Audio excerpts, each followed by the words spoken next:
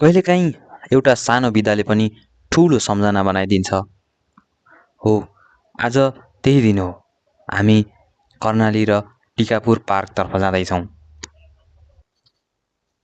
हामी बिहानै बिदाको दिन पारेर कोवलपुरबाट कर्णाली पुल र टिकापुर पार्क घुमफिरको लागि निस्कियौँ र बाँके र बर्दियाका गहुँले पहिल्यै भएका खेतीहरू, फाँटहरू हेर्दै अघि बढ्यौँ। हिउँदको महिनामा हुस्सुले गर्दा आँखै अगाडि नदेखिने ठाउँ आज बिहानैदेखि आकाश खुलेको कारण पारिला घाम लागेका छन्, जसले गर्दा टाढासम्म पनि निहाल्न सकिन्छ। बाटैबाट मजाले देख्न सकिने स्थानीयको जनजीवन सामान्य रूपमा अघि बढिरहेको छ।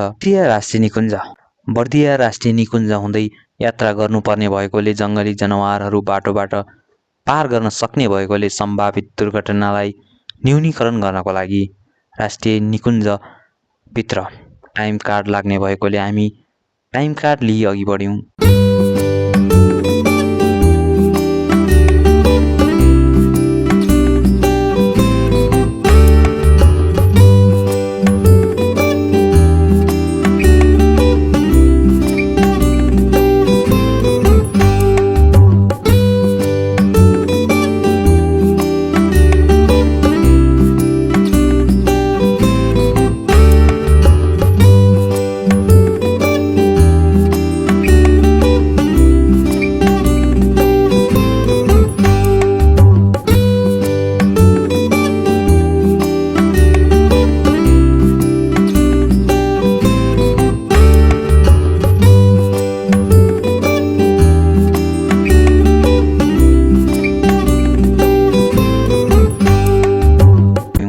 यस बर्दिया राष्ट्रिय निकुञ्जभित्र धेरै किसिमका जङ्गली जनावरहरू पाइने भएकोले हामी सतर्क भई अघि बढ्यौँ र यताउता कतै जनावर देखिन्छ कि भनेर निहालेर चाहिँ हेर्दै अघि बढ्यौँ।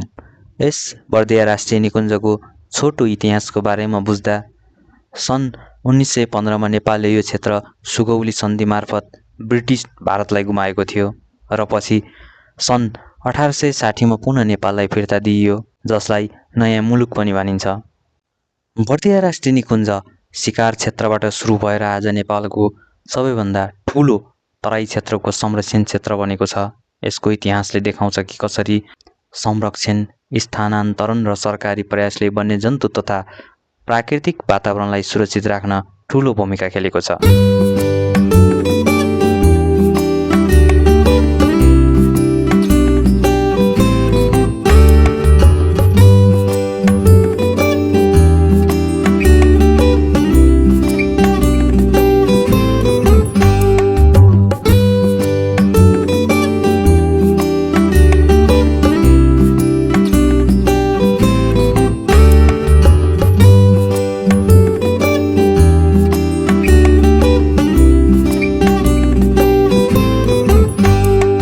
यो बबई नदी हो।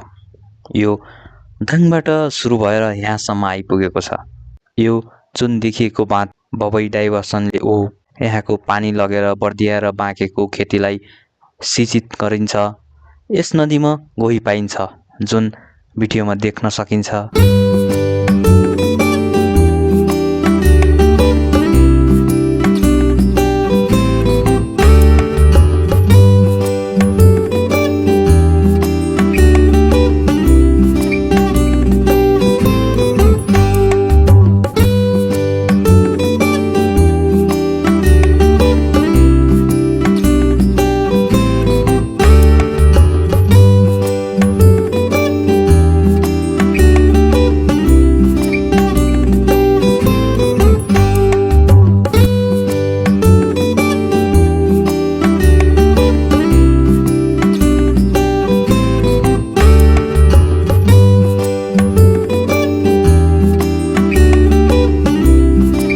पनि निकुञ्ज भएर हामी अघि बढिरहेको छौँ। हेरौँ, यहाँ मृग जरायो जस्तो वन्यजन्तुहरू देख्न पाइन्छ रे। हामी हेर्दै जाम। बर्दिया राष्ट्रिय निकुञ्जको चहल पहल अनि हरियालीपूर्ण वातावरण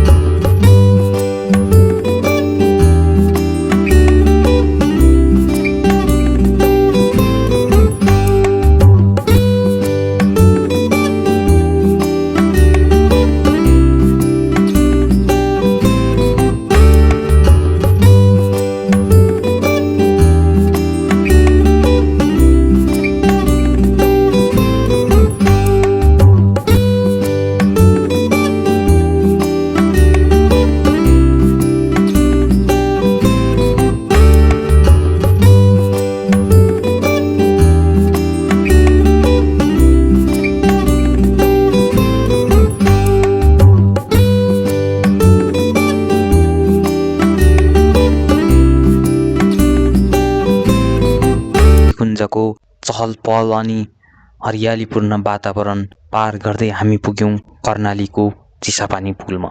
नेपालको सुदूरपश्चिममा बग्ने विशाल कर्णाली नदी, जहाँ कहिल्यै जीवन सजिलो छैन। एक समय मानिसहरू डुङ्गा चढेर जोखिमपूर्ण यात्रा गर्थे, तर समयसँगै आयो परिवर्तन। सन् 1994तिर निर्माण भएको कर्णाली पुलले यो क्षेत्रलाई देशको मुख्य सडक सञ्जालसँग जोड्यो। कर्णालीको यो पुलले एक किनारालाई अर्को किनारासँग जोड्ने मात्र नभई सुदूरपश्चिमको लागि मूल ढोकाको काम गरेको छ। यो पुल नेपालको सिग्नेचर नमुना पुल हो। यस पुलले लुम्बिनी र सुदूरपश्चिम प्रदेशलाई जोडेको छ। आज यो पुल केवल एउटा संरचना होइन, यो सुदूरपश्चिमको जीवनरेखा हो। जहाँ कर्णाली पुलले जीवनलाई जोड्छ, त्यही नजिक टिकापुर पार्कले जीवनलाई शान्त बनाउँछ।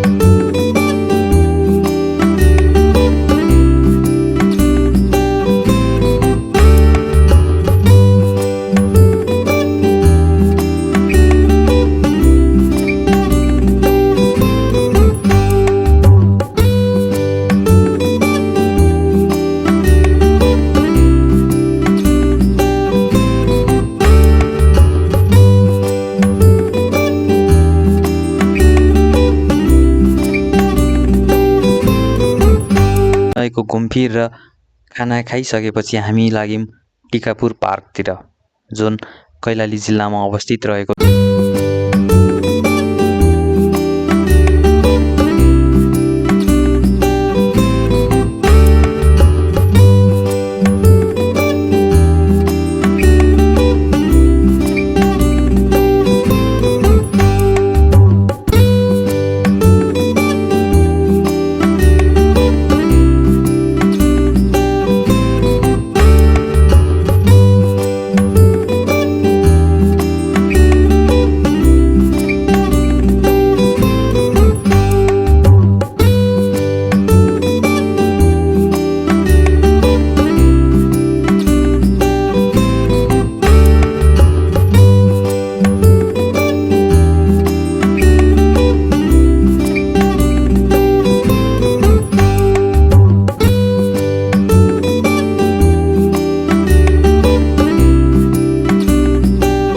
पार्कतिर, जुन कैलाली जिल्लामा अवस्थित रहेको छ।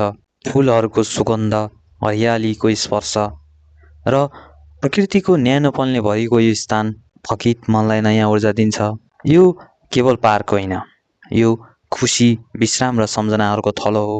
यस पार्कमा राजा महेन्द्र र वीरेन्द्र यस क्षेत्रमा शिकार खेल्न आएको बेला बस्ने र रमाउने गर्दथे। यो पार्क धेरै पुरानो हो। यस पार्कमा बाँके, पर्दिया, कैलाली लगायतका आसपासका जिल्लाबाट घुमफिर र रमाइलो गर्न र पिकनिक खान आउने गरेको पाइन्छ। एकातर्फ सङ्घर्षको कथा बोकेको कर्णाली पुल, अर्कोतर्फ शान्ति र सौन्दर्यले भरिएको टिकापुर पार्क, यी दुवैले सुदूरपश्चिम नेपालको आत्मा झल्काउँछन्।